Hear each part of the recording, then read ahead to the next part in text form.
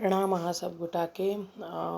देखियो आइ हम अहाँ सब के समक्ष ई चीला लऽ कऽ आबि रहल छी, जे कि अहाँ दुपहरिया के खाना में, रात के खाना में आ भोरका नाश्तो में अहाँ प्रयोग में लऽ सकै छी। आई बहुत हल्लुक तऽ नहीं कहबै, बहुत भारियो नहीं कहबै, पर हाँ मतलब फायदेमंद छै। जेना आई के मतलब मान लिअ डेट पर जेना होइ छै ना कि भात रोटी सब्जी चावल ई सब खाए, सब्जी चावल रोटी चावल ई सब खाए से मन उबि गेल तऽ कनी कुछ डिफरेंट हेबाक चाही। ताहि लए ई भेलै चीला तीला ई सब अपन किछ किछ नया रेसिपी होइ छै तऽ मोनो कनी रुचि बढ़ि गेल कि हाँ चलू आइ किछु डिफरेंट भेलै। तऽ ओहि लए अपने सब 2 कटोरा बेसन लऽ लेलिए, ओहिमे नमक बड़की चम्मच से मतलब 1.5 चम्मच करीब नमक लेलहुँ हैं, आधा चम्मच करीब हल्दी लेलहुँ हैं, अजवाइन दुनू हथेली के मदद से मसैल कऽ धऽ देलिए आ कनी किचन किंग आधा चम्मच करीब धऽ देलिए आ कनिके 1 पिंच हींगो देलिए से भऽ सकैए मिस भऽ गेल वीडियो में। तऽ कनी कनी पानि लऽ कऽ ना हमसब ई बैटर तैयार करबै। आइ लेना कि लम्प्स फ्री बैटर तैयार होए। एक्चुअली की छै कि एक साथ पानि दऽ देबै ना तऽ बहुत लम्प्स बनि जेतै एहिमे, आ जेना कनी कनी लऽ कऽ करबै ना एब्जॉर्ब हो देबै, फेर कनी लेबै, फेर ओ ना कट एंड फोल्ड मेथड से हमसब कनी मिक्स करबै तऽ बहुत बढ़िया मतलब ई बैटर तैयार होइ छै। मतलब जेना कतौ ना एकोटा बबल्स नहीं हैत तैयार, एकदम बढ़िया से मतलब मिक्स भऽ जाएत ई। आ नहीं हमरा सबके बहुत पातर राखऽ के छै ई बैटर के, आ ना ज़्यादा मोट राखऽ के छै, एकदम मीडियम कंसिस्टेंसी एकर राखऽ के छै।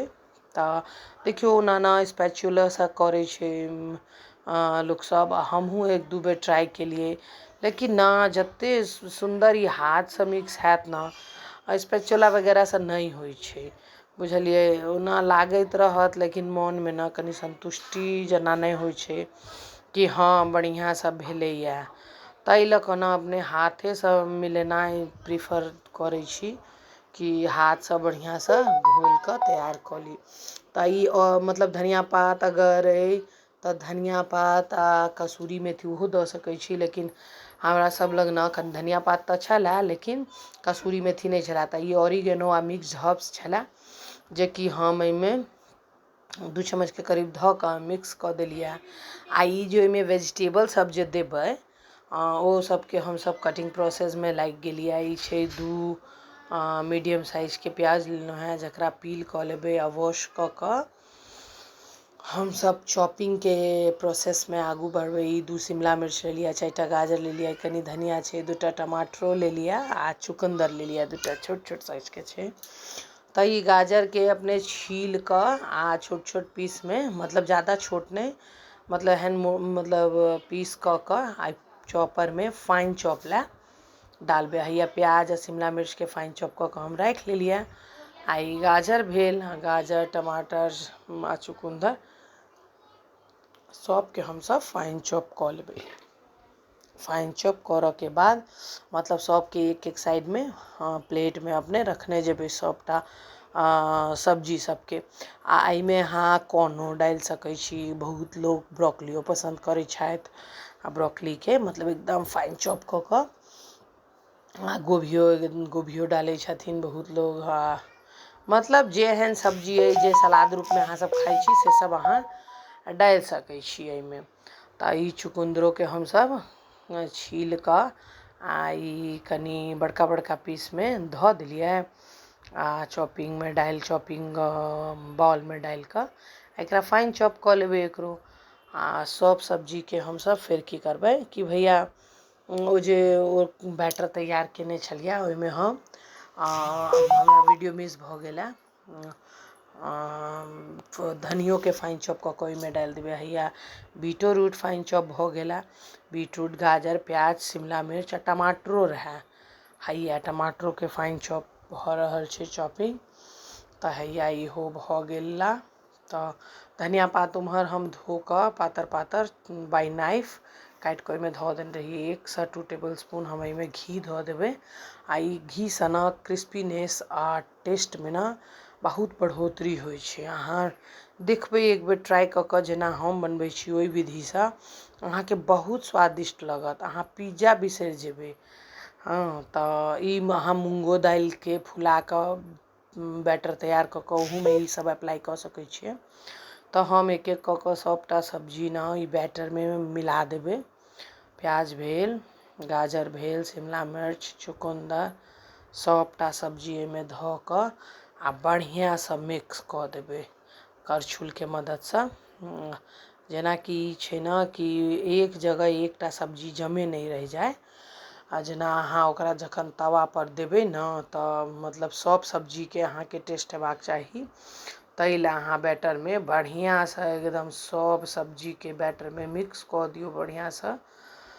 सब साइडसँ एकदम मतलब क्लॉकवाइज एंटी क्लॉकवाइज जेना अइ सब तरफसँ एकदम बढ़िआँसँ मिक्स कऽ लिअ। आ ई हम कहनाइ बिसरि गेलियै जे बैटर हम घोरने रही ने सब्जी मिक्स करऽसँ पहिले तऽ ओकरा हम 20-25 मिनट रेस्ट पर छोड़ि देने रहिए। ओहिसँ अगर इंस्टेंट अहाँके बनेबाक अइ ने तऽ अहाँ मीठा सोडा या बेकिंग सोडा अहाँ या इनो अहाँ 2 पिंच डालि सकै छी। आ ओकरा एक्टिवेट कऽ लिअ कनि पानि धऽ कऽ आ तहन अहाँ बनाउ चीला। आ नहि तऽ कनि 20 से 25 मिनट एकरा रेस्ट मोड पर डालि दियौ तऽ ने बहुत सुन्दर मतलब एकर सॉफ्ट चीलामे जे सॉफ्टनेस पायब ने बहुत सुन्दर बहुत नीक खायमे मतलब स्वाद अबै छै। आ ओनाहियो लोग बना लै छै। मतलब देखै छियै बहुत लोगके रेस्ट पर नहि देत ओनाहियो सबटा सब्जी मिलेलथि आ मतलब मिक्स केलथि और बना लेलथि।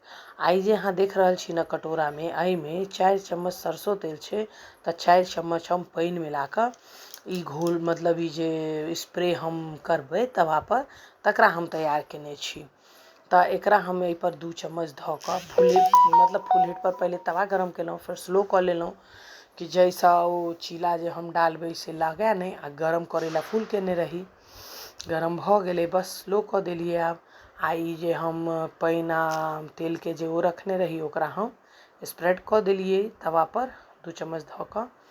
आब ई जे बैटर अइ ओकरा नीकसँ ऊपर नीचाँ मिक्स कऽ कऽ आ हम एकरा 2 करछुल ई बैटरके तवा पर धऽ कऽ नीकसँ रोटी जेना फैला देबै सब तरफसँ बराबर भऽ जाय कतौ मोट कतौ पातर नहि रहै।